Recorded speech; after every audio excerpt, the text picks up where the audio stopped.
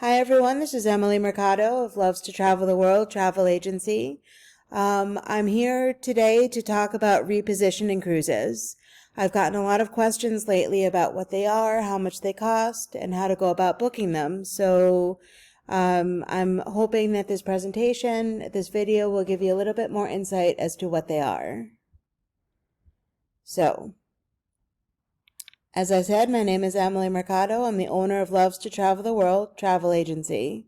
I specialize in pretty much any kind of travel, but my favorite travel to book, in addition to Disney World is cruising. So that's the focus of today's webcast.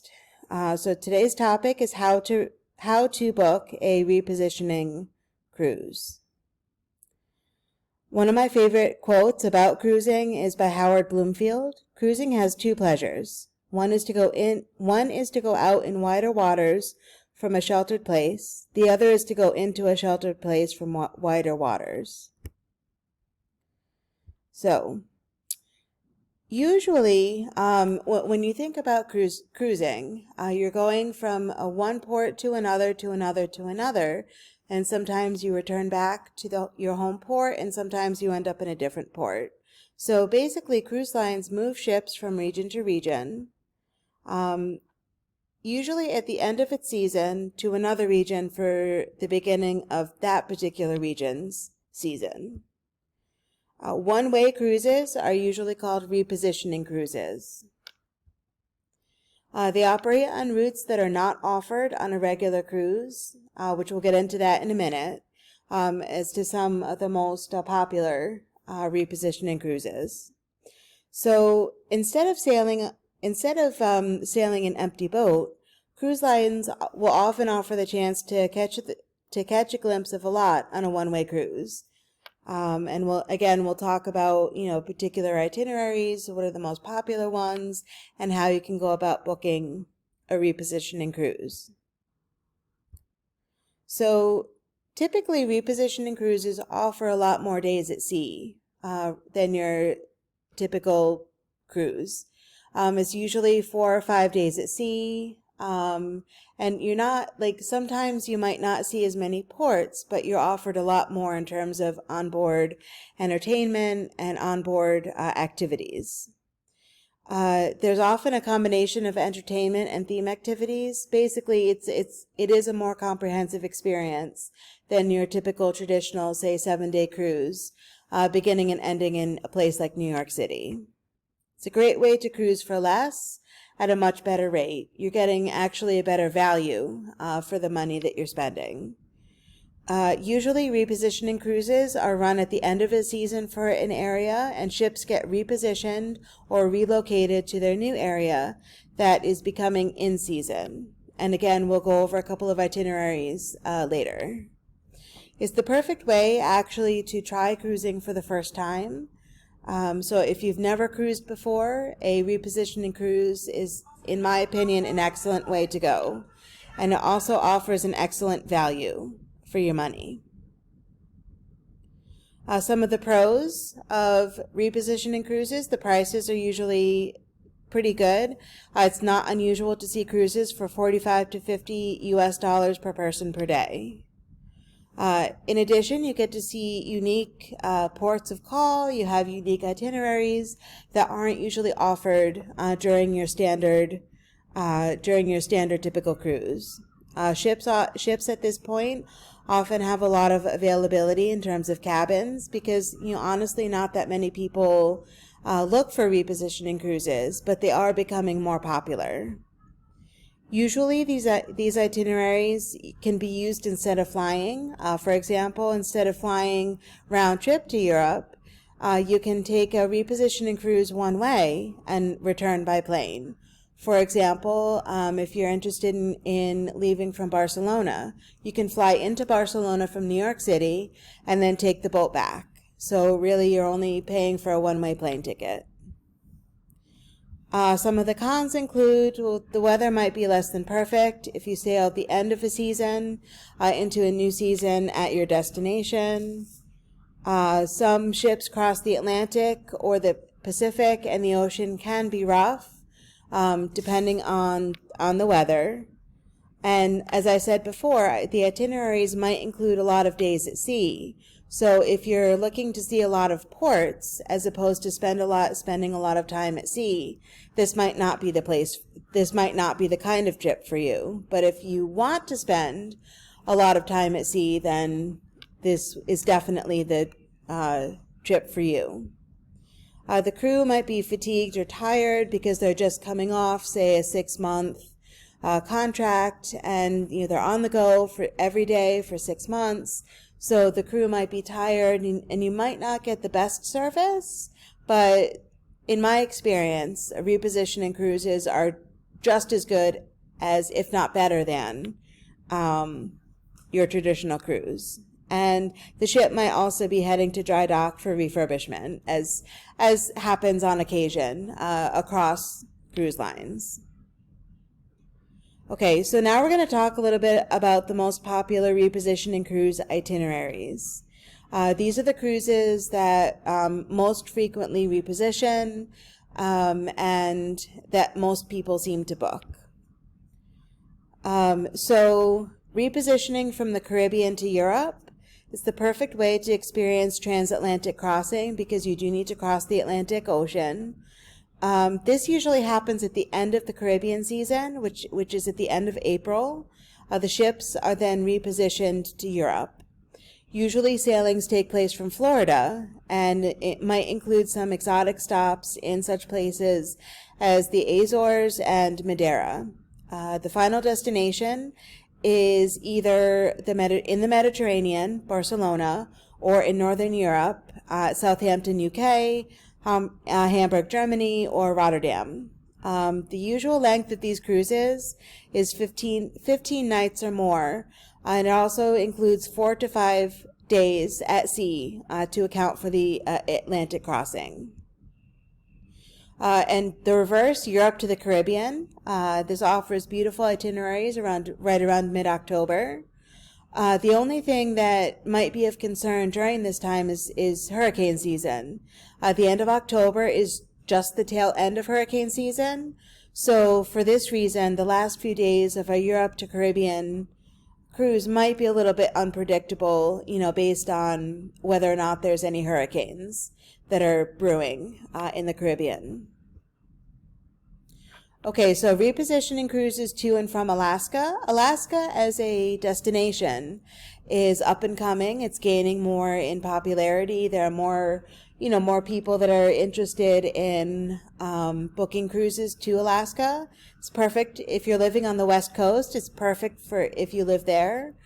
It is possible to do a 3 or 4 night repositioning cruise from Los Angeles to Seattle or Vancouver, or vice versa, Vancouver or Seattle to Los Angeles, for a very low price. If you're going from a place like Los Angeles northbound, that usually happens in mid-April, and southbound from Seattle or Vancouver to Los Angeles generally happens in mid-September. Truth be told, the southbound voyage is much more enjoyable because of smoother oceans, and the weather is better. Ports of call might include Astoria, Oregon, San Francisco, California, Santa Barbara, California, and of course Los Angeles. You can actually combine 2 or more legs of the repositioning journey. For example, you might consider a 28-night Anchorage, Alaska to Fort Lauderdale, Florida, through the Panama Canal, this particular itinerary begins in early September. Going through the Panama Canal actually is a very unique experience because you can go through, from the Pacific Ocean back to the Atlantic Ocean, and experience going through a very famous canal that connects both oceans. Another popular itinerary is Japan to Southeast Asia. If you're going from south to north, it runs usually at mid-November. And if you're going from north to south, late April is the general time frame. This is an excellent way to experience many different ports of call in Asia that you might not get to experience on a single cruise. Usually these repositioning cruises run from Japan to Hong Kong and then continue on to Singapore.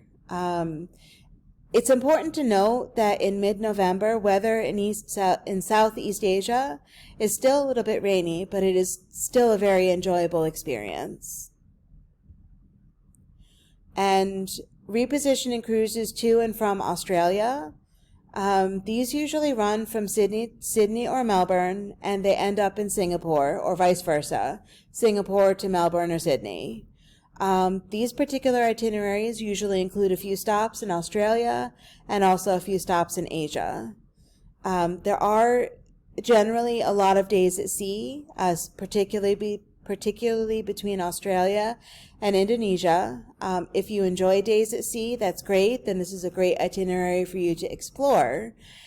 If not, if you'd rather see more ports, then this might not be an ideal trip for you. These cruises are very affordable, and the average length of these particular itineraries range from 19 to 21 nights. Asia to the Mediterranean and vice versa is another up-and-coming itinerary. These tend to be much longer journeys, 50 nights or more. They usually run from Singapore through the Suez Canal. Again, another very unique experience that you don't get everywhere. So once you get through the Suez Canal, then you either end up in the Mediterranean Sea or Southampton, UK. In mid-March, if you're going westbound, that's when these itineraries usually run. And if you're going east, they usually run in mid-October. Again, this is an excellent way to see some areas that are usually, but not always, visited by most cruise lines. Jordan, India, United Arab Emirates, the Suez Canal. Again, if these places are on your bucket list, this is a really good place for you to see them all at once. Again, there tend to be a lot of days at sea, especially between India and Malaysia. So again, if this is something that you're looking for, perfect. This is a great trip for you, but if not, not so much. And some cruise lines do allow passengers to only do certain segments of this journey. So you're not locked on the cruise for 50 nights or more. You are, depending on the cruise line, you can break up your trip a little bit if you want. And then repositioning cruises from Los Angeles to the South Pacific and vice versa. These are lovely cruises that usually include a few stops in such places as Hawaii, Fiji, and Bora Bora, and they usually end up either in New Zealand or Sydney, or vice versa if you're coming from Sydney back to Los Angeles. The average length of these itineraries is 28 days or more. And again, there are going to be many days at sea between Los Angeles and Hawaii, and then Hawaii and Fiji. If you're looking to relax and enjoy some warm or hot weather, and if you're looking to be disconnected for an extended period of time, this is the perfect cruise for you. Again, if you don't enjoy a lot of days at sea, this might not be the best choice for you. If you're going south, these journeys usually run in the fall, and in mid-spring if you're going north. Okay, so some final thoughts about picking a repositioning cruise. How can you pick an excellent repositioning cruise? The easiest way is to contact me so that I can help you pick the best cruise for your budget and travel needs. And also if you're traveling with large groups, I can help you pick whatever itinerary and whatever ship works for your large groups as well. You can also do some research yourself if you see an itinerary that you like. You do some pre-research to check to see if the ship is going to dry dock, or look at the weather, check the days at sea. But you always want to contact me just to make sure that you're getting the best deals and the best value for your money. Follow these steps for a wonderful and unique vacation. And if you want to consider one of these options for your next cruise, you can definitely enjoy the unique itineraries that Repositioning Cruises offer. Thank you for watching my video. You can always contact me on Facebook, Instagram, YouTube, or email, and my website is listed here. I look forward to helping you book your next repositioning cruise and helping you make your vacation dreams a reality.